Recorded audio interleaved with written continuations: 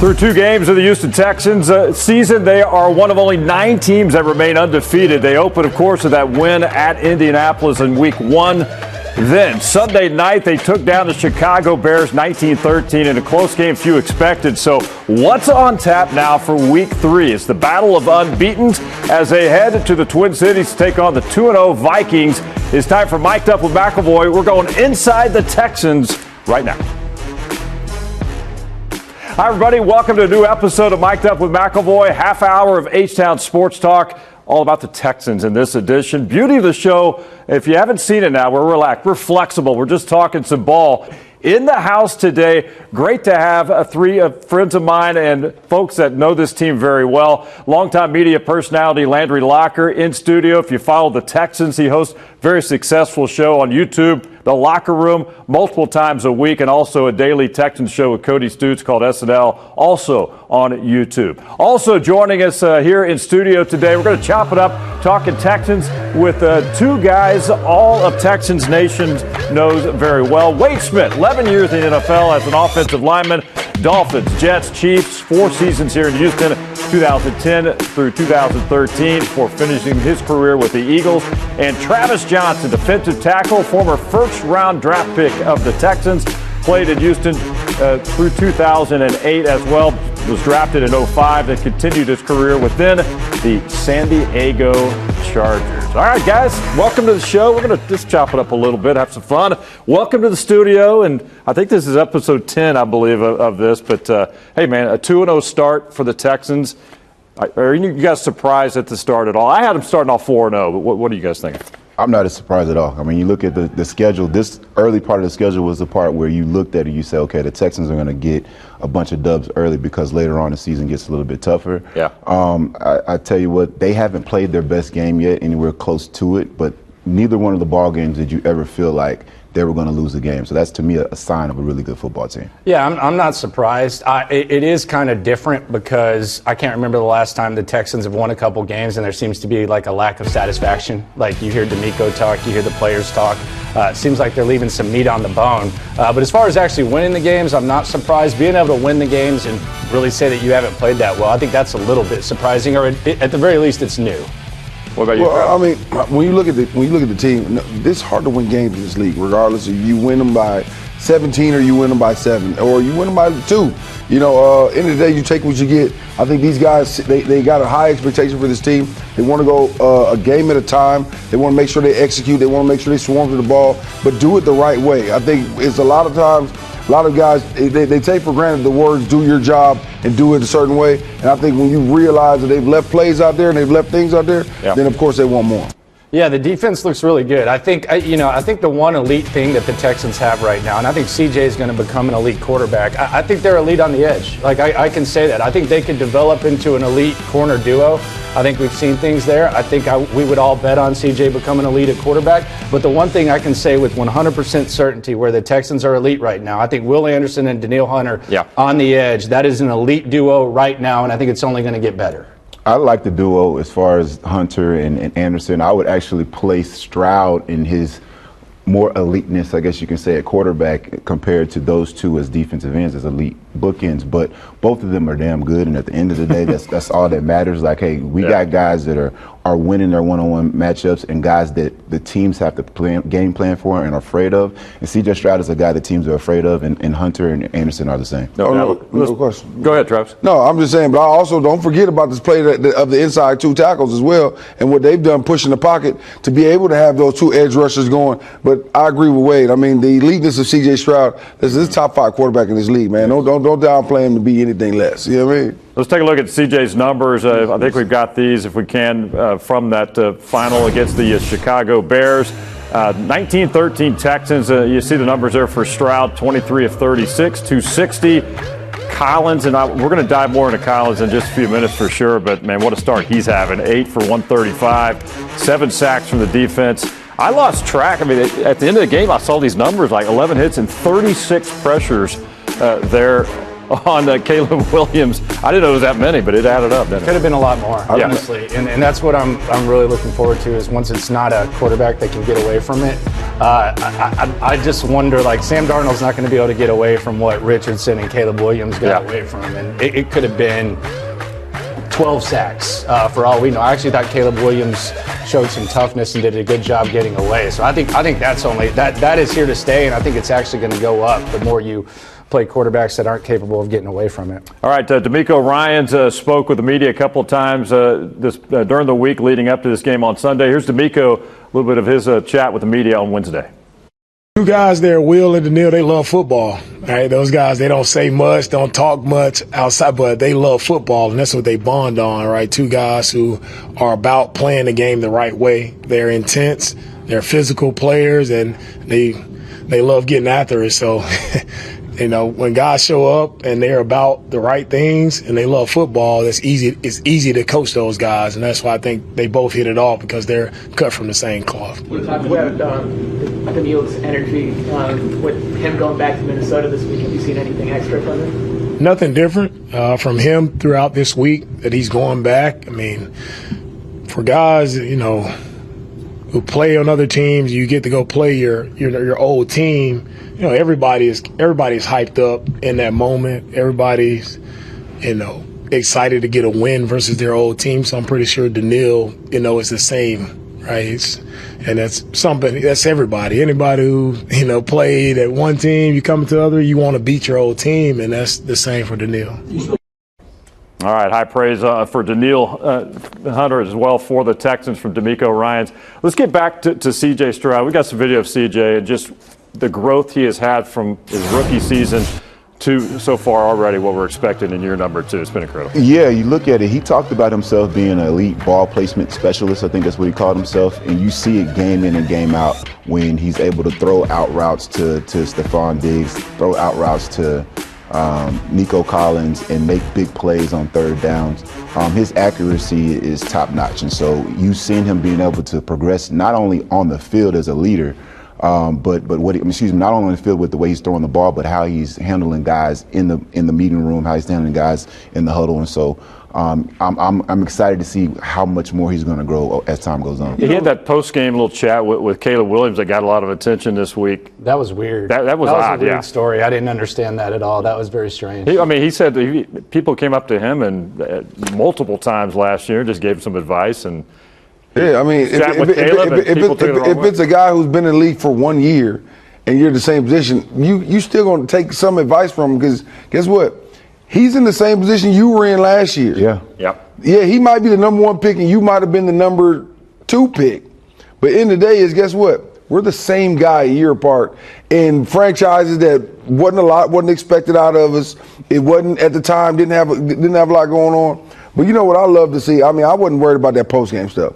I think the thing that's cool is that I think you realize a little bit, but how much of a football junkie Stroud really is. Yeah. When that exchange he had with the defensive player, talking about playing palms coverage, talking about what he did in that coverage, and when he was like, "Man, stop giving your secrets away," I'm like, "Dude, did this dude watch all, like, you know how much film you got to watch, plus how much side stuff you got to be like, you know, let me just Google him and see what comes up today." You ain't gonna get me like that. No, you're not gonna get me like that at all. Yeah. All right, the running game.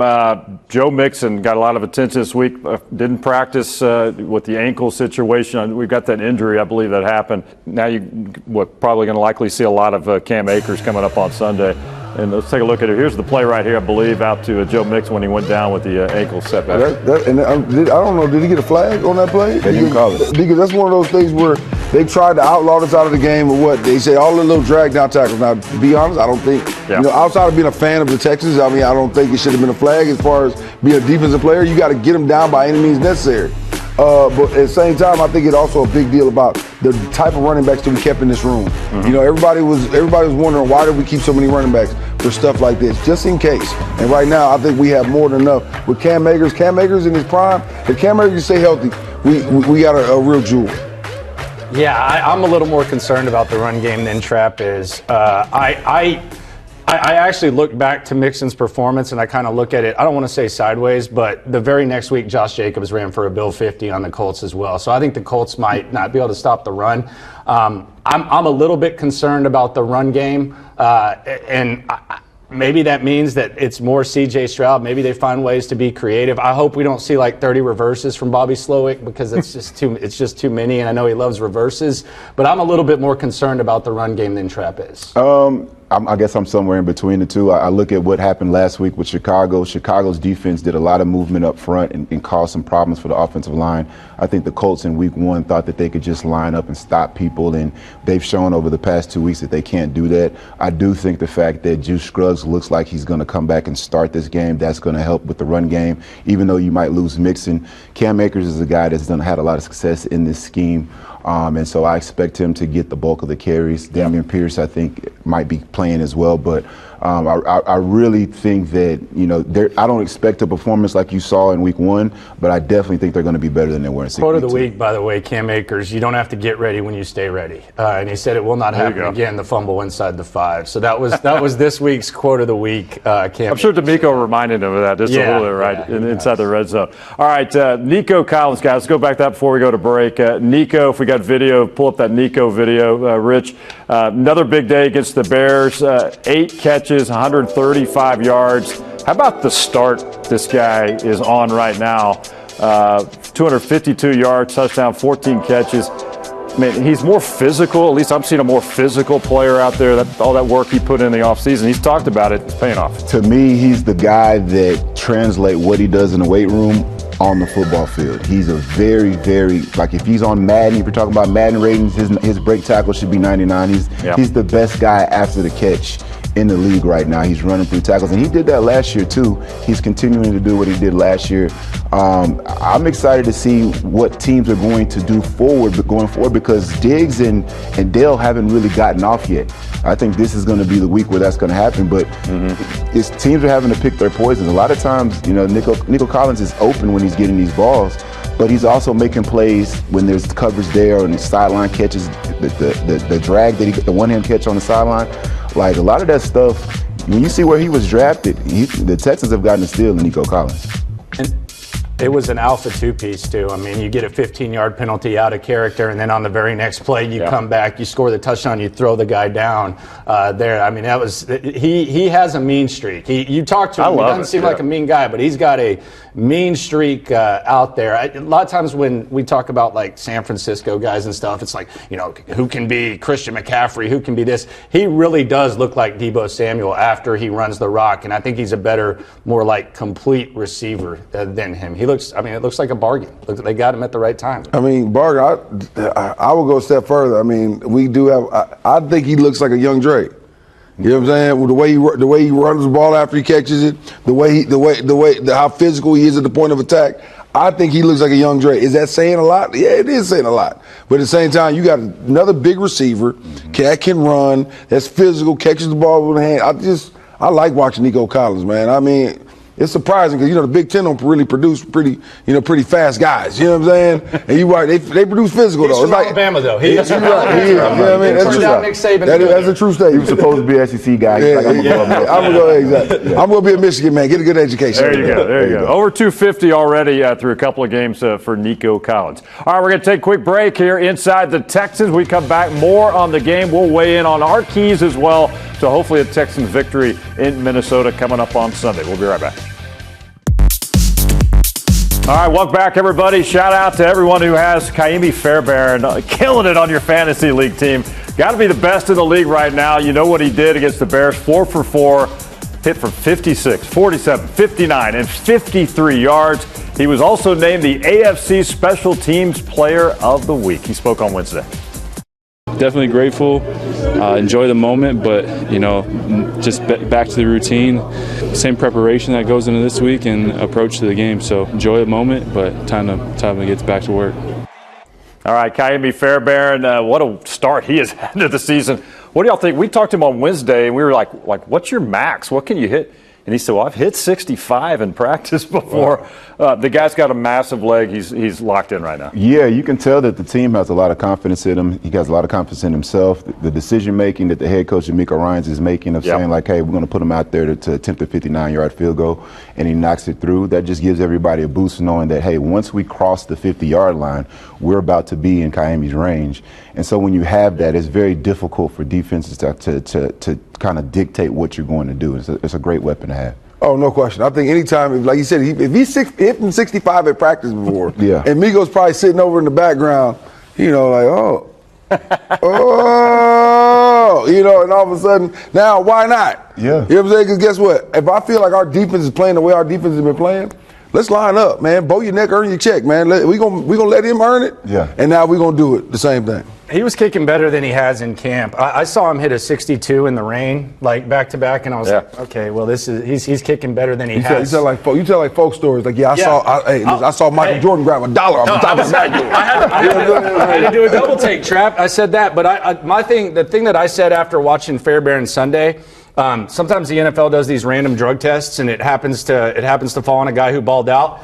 Miami should have had to pee in a cup after Sunday. No doubt. Yeah, he's peeing in a cup every day. That's how good he's kicking. Pretty sure you can't say that on TV. But well, I tell you why I asked him a question. I said, how do you know when you're feeling it here pregame? And he said, man, I've had days I've been out there pregame and I'm knocking all of them in, then the game hits and I've missed a few. And then vice versa. He said, man, it's just you're out there, you just try to stick to your guns and I mean, I wasn't the greatest kicker in high school, but from what I hear, it's like a golf swing. You know what I mean? It's the same thing like a golf swing. Right. It's technique. Yeah. It's your stroke. You're not like when they say let the club do the work. Let that 357 he got on the right side, we call it a leg. Just let it go ahead and swing that thing on through and keep booming these balls. Hey, let's talk to defense now if we can. I think that's a video of Will Anderson Jr. and of course, Danielle Hunter and Will Anderson Jr., what a combo. And Will came out, sack and a half against the Chicago Bears. That's now 8.5 in his career. Just going to keep getting better. Yeah, man. Will Anderson, the first round draft pick for the Texans last year, playing at a very high level. Now he's got Hunter on the other side that's going to help him to where he's going to see more one-on-one blocking situations. And if you got one-on-one with Hunter or with Will Anderson, those guys are going to do work and get home. And he would have had more sacks if Caleb Williams wasn't such a good athlete and was able to get out of those scramble situations, because Caleb Williams really impressed me, and it kind of messed up the Texans number. They probably would have had 10 sacks overall. Man, how many you think he'll get this year? I see double-digit guy this year. Double digits, both guys. I really believe both guys get double digits. The crazy part is, I think Mario Edwards Jr., if he stays healthy and continues to rush the passer like he's done, I see either 8 to 10 sacks for him as well. It's going to be a year, and of course, he's a Florida State guy. I wanted to say it. But at the same time, he's having a great year so far. Yeah. He's playing good ball, and that's my Randy Early, that's my over-under, There you go. Quick story. Mario Edwards, his dad. You played with his dad? When I was a rookie in Miami, he was like 4th or 5th year. So when I talked to him the other day, I felt really, really old. I just wanted to put that out there. And he's playing at a very high level. Congratulations to Mario Edwards Jr. Go ahead. The investment they've made on the edge, I think it's paying off. You can look at the offensive line. We can discuss that. Wade's probably better equipped to do that. But the investment that they've made on the offensive line with the draft equity and Will Anderson and the highest paid free agent Nick Caserio has ever invested in Danielle Hunter, it's paying off immediately, and I think it only gets better. All right, we've got a graphic. I'm not sure if we got the over-under, Rich, or the defensive numbers. If we can pull up the defensive numbers, we'll do that. So let's back up a little bit. What was over-under my phone ringing while we were online? I know. Who was that, by the way? I would have took the over. Definitely would have took the over. All right, so defensive battle. These are the numbers through the first couple of weeks between the Texans and the Vikings, both off to pretty good starts, both stopping the run for sure so far after first. I remember when I was in college, man, Coach Andrews used to always say, guys, what are our goals for the game, guys? We want to hold them under 300 yards. We want to hold them under 100 yards rushing. We want to keep them under 150 to 200 in passing game. And you see these guys right now. Look at their defensive stats every game, man. This right here is what you call elite defensive play right here. Yeah, 1,000% agree. And you look at the amount of sacks, you think about the fact that the Texans have 9 sacks. The Vikings have 11 sacks of their own. You know, Grenard's out there. They have players on that defensive front with the Vikings that the Texans are going to have to deal with. But both defenses are kind of leading the charge with both teams, and they both have similar offenses that they run. And the offenses actually aren't even performing at their highest level yet. So it's going to be an interesting battle to see which defense leads the way between the two. Two potential top 10 defenses on the field on Sunday, for sure. Head to head. There you go. Brian Flores and the whole Bobby Slowick facing off offensively for the Texans. It's going to be fun to watch that play out. All right, let's play a little over-under now and maybe our predictions on who could step up for the Texans. And we'll back it up. Let's start on this side, guys, if we can. Over-under. Threw out some numbers for C.J. Stroud. Just for talk's sake here, 260, couple of touchdowns, and 1 interception. Over/under on CJ against the Vikings. Travis, we'll start with you. I'm going over on the yards. I'm going right here, even at the touchdowns. We got to make a decision. Get off the fence. We got to get off the fence. We got to go over. Okay, well that's why Vegas does 2.5. So if you tell me, over 2.5 touchdowns, I say under 2.5 touchdowns, because I know he's going to have 2. Okay. You know what I'm saying? But when you're talking about 260 yards, I'm going to go over on that right there. But what I do know is he's going to throw for 2 touchdowns, and I don't see any of these picks. I'm going to go under on them picks. 0, okay. I'm going to say over on the yards passing. Run game I don't think it's going to be as effective as it had in week 1 because of Mixon being banged up. But give me over on the touchdowns. I'll give him at least 3, and definitely under on interceptions. That guy protects the ball better than pretty much any quarterback in the league since he's been in the league. So almost in history of the game since 2000, probably. Yeah. I'm going to go over yards, over touchdowns, but as good as he is at protecting the ball, sooner or later he's going to throw one. I'm just going to go with 1 interception. We'll see. Hopefully I'm wrong. I rebuke that. Hopefully I'm wrong. Yeah, and he could have thrown one against Chicago, a real costly one. So I'll say he throws a pick, but I'll take over in yards and over in touchdowns. All right, okay. Very good. All right, let's go down to screen number 2 here, guys. Who is it going to go to the other side there, Travis? Who is the top wide receiver against the Vikings? We're just throwing up, just pick one. Nico, Diggs, or Tank Dell against this Vikings defense? Who's going to get the big day? I'm going to go first because I want to pick my guy that's going to be right. So give me Stephon Diggs. He's going back to Minnesota. This is, he's going to make sure, and I think CJ's going to make sure that he gets the guy as many opportunities as he can. He's going to have a huge game on Sunday. I'm looking forward to it. Give me over 150 yards, Give me 150 yards and 2 touchdowns, probably 10 catches at least. Yeah, man. What do you think, Travis? I was thinking the same thing. Us. That's why I jumped in front because I knew he was going to take my. You know what I'm saying? So I'm glad he did what he did. But you know what? I'm going to go even one further, man. I'm going to say all 3 of these guys are going to have over 100 yards receiving. You know what I'm saying? It's going to be all three of them. I think it's going to be a barn burner when it comes to what these 3 guys do out there on that turf. Inside that, when they won't be scolding. They'll be, man, what these boys out here doing? You know what I mean? 3 100-yard games, huh? No I don't think the Vikings have given up a 100-yard game to receivers. Hey, listen, it's about to happen. That's good. All right. I got Diggs too. I think Nico Collins has at least made it to where you have to give him a little bit more attention than he's been getting. I think that opens it up for Stephon Diggs. Right now the target share is 18, 12, and 11, so it's pretty equal outside of Nico. I'm going with Diggs, though. I don't know about 150 and 2, but he does find the end zone. I think he has over 100 yards. All right. I think Diggs is going to have a good day. I'm going to actually go with Tank Dell. I think he's ready to break out in week number 3. We'll see if he can do that. And I think he's ready for a big game, right? I think so as well. All right. Collins, Stephon. Somebody's not on here. Akers out of the backfield.